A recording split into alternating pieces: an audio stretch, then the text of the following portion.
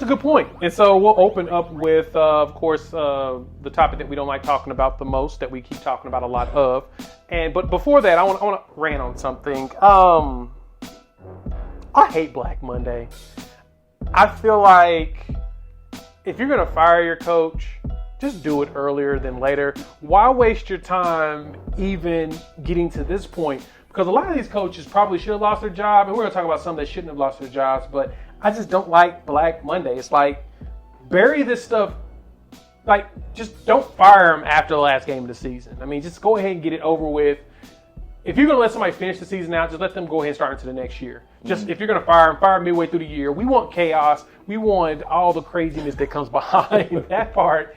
Because it's just dumb to me. Why fire somebody, at this point? So, besides that, playoffs are set. We've got great matchups. I'm totally excited. As you mentioned, we have the 7 teams that are set. Our number ones are the Packers and the Chiefs, correct? That's correct. Okay. Wanted to make sure I wasn't wrong, because I know that the Saints were in the running, but the Packers ended up winning by the tiebreaker. So we're going to have some intriguing moves. I don't know what it's going to look like, but I guess with this one seed that just rounded up, which another thing that pisses me off is that every division winner gets a home game. That's dumb. That's only done for one reason, for one conference, for one team. That's the only reason why. All the rest of them deserve their home game. One conference, one division. Yes. Every year is the exact same problem. Right. So it's a rule that needs to be It's like we're fixed. not learning. Like, we keep having this exact same problem. Yeah, it's like Groundhog Day. Yeah. It's preposterous that we actually keep doing this. But guess what? We like doing this to ourselves, and I think we enjoy stabbing ourselves with needles and dealing with this mess. But whatever. I'm not even going to fight, argue. It's whatevs. It be what it be. So, Jimmy. Go pass the mic. I just don't want to say. Well, so going into this, yes, most teams didn't know exactly where they were going to be. Most teams had something to play for that were already in the playoffs or within striking distance of making it to the playoffs if they needed help. But the biggest question on people's minds, Jay, were what was going to happen with everyone's favorite conference to hate, because they are so terrible every single year, the NFC least, as we've called them all season Good old long. NFC least division. So earlier in the day, the early game, you had the Dallas Cowboys at New York playing the Giants, and they found a way to lose that game 23-19 and not cover the spread, mind you, in effect knocking them out and putting the Giants in position to make it to the playoffs if one thing happened. And that one thing was they needed the Philadelphia Eagles to defeat the Washington football team. And that did not happen, Jay. So they need to rely on somebody else to do their job. Yes, they did. And that did not work for them because the Washington football team defeated the Philadelphia Eagles in Philadelphia 22-14 and have since grabbed the final playoff spot, and they will be hosting a first-round wildcard game. Oh, my goodness. Tampa Bay Buccaneers. Now, Oh, God. in this game, Jay, in the fourth quarter, what has everyone up in arms is Coach Doug Pederson decided to bench his rookie starting quarterback, Jalen Hurts, in favor of Nate Sudfeld, whose third-string quarterback has been on the roster for 4 years. No one realized that until last night.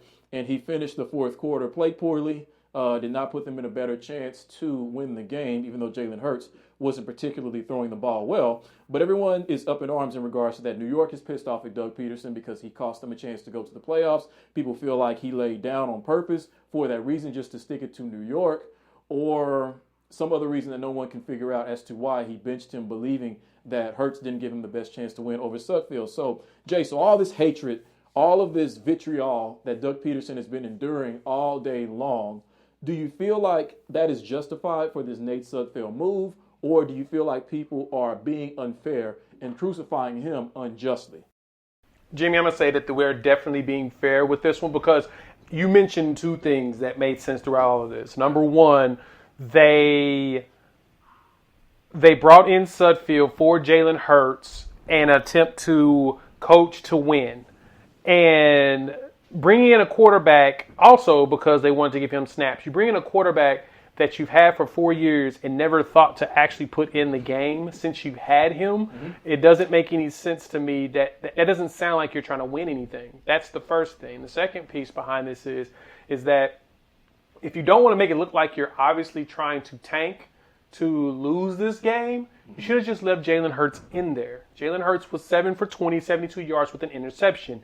He was bad in this game. Yes, he was. Washington was ready for him, but at the same time, Washington has a really good defense. So, and we talked about this. I talked about them at the beginning of the season. Yes, they're a bad team, but their defense overall is really good. And then Chase Young ascended in the second half of the season to show us why he probably deserves Defensive Rookie of the Year.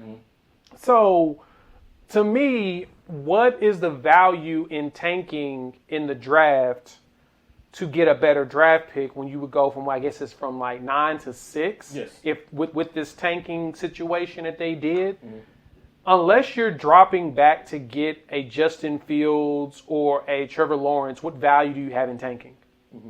Like, what's the value in between the 6th pick and 9th pick?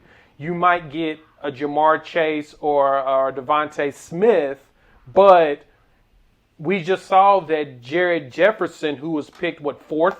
Justin Jefferson. Yeah, He was picked 22nd in the draft. He was the 3rd or the 4th wide receiver drafted? Something like and that. He was the best rookie out of all of them. So you have no clue what your players are going to be in that little gap. So why did he do this? Like, what's the point of it? Well, if it's for draft reasons, then they believe that the player that they want is going to be there at 6. Let's say it is a quarterback. So let's say they already know that they're not going to get Trevor Lawrence, they're not going to get Justin Fields. So maybe they're thinking more in terms of Zach Wilson or Trey Lance, that one of those players would be there at 6, since they already know they're going to have to find a way to move on from Carson Wentz. Because, I don't know if you saw the report where Wentz said, I believe it was Wentz who said this, but the report was the relationship between Carson Wentz and Doug Pederson, the head coach, is fractured. Yes, I did see that. One of them has to ESPN. go. Yes. One of them has to go. So if they've already made up their mind that Carson Wentz has to go and they're willing to eat some of his contract in order to move him, then that's fine. But if they aren't sold on Jalen Hurts, and benching him in this game in this kind of a situation makes it look like they're already, might potentially be out on this rookie quarterback. He's a rookie, but they're already out on him. Then maybe who they think they will be able to get at 6, that's who they really like, that's who they really want, and they were willing to embarrass themselves and let Doug Pederson be the one to have to fall on the sword in order to reap the benefit of getting who they want at 6. Well, I mean, the one thing that Philadelphia can do, if you truly think about it, is if they want to get rid of Wentz, if they decide that Wentz is the one that's got to go and not Doug Pederson, this is the good thing about the way the NFL is structured, is they can restructure his contract to where they don't eat any of that money, and they can either find a team that will compensate them for him, or they can pull a Houston and send him out like Brock Osweiler did, like they did Brock Osweiler, and put a second or a third round pick in his back pocket and just kick him out of Dodge and have no repercussions. Basically find a team that's willing to take in the contract, which is going to be 4 years, about $100 million, that's willing to do it. Now, there's destinations for Carson Wentz, and we'll talk about later, probably in another show,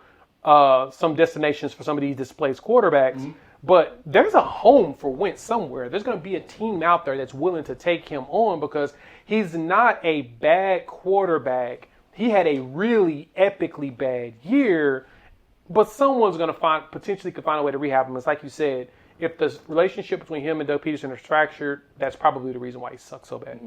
Now, when we talked about this last week, we were arguing for different sides. This was when we both expected Dallas to beat the Giants and be the one in a position to make to the playoffs, or Philadelphia to beat Washington.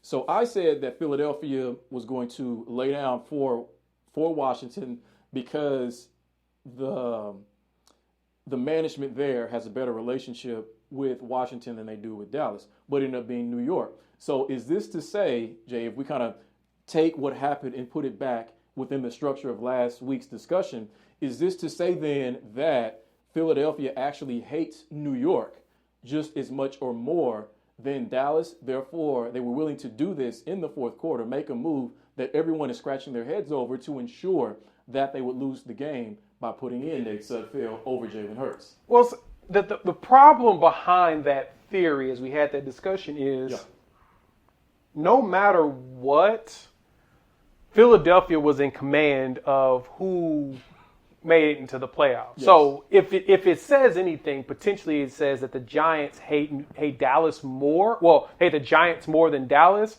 But irregardless, win or if they would have lost, no matter what, Washington was going. So it was not like there was any way of helping anybody by winning. They had to lose this game for either one of those teams to get the spot. And so I do think that they hate the Giants more than they hate the Cowboys because they put in Nate Sudfeld. That just sounds like a third-string quarterback name. Nate Sudfeld. Nate Sudfeld. They put in Sudfeld.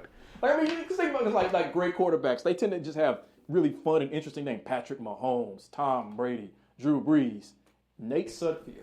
Little power to it. Carson Wentz. Yeah, right. You know what I'm saying? Right. Hell, Gardner Minshew. Right. You know, those just sound like names that aren't meant to succeed. Nathan Peterman. Nate Peterman. Nathan Peterman. The Peterman. Peterman. That's what it feels like. It's not a memorable name. It's not something marketable. I'm going to say they hate the Giants enough because the Giants players were tweeting the entire time, which is hilarious. Mm-hmm. They definitely wanted to watch the Giants suffer in two ways.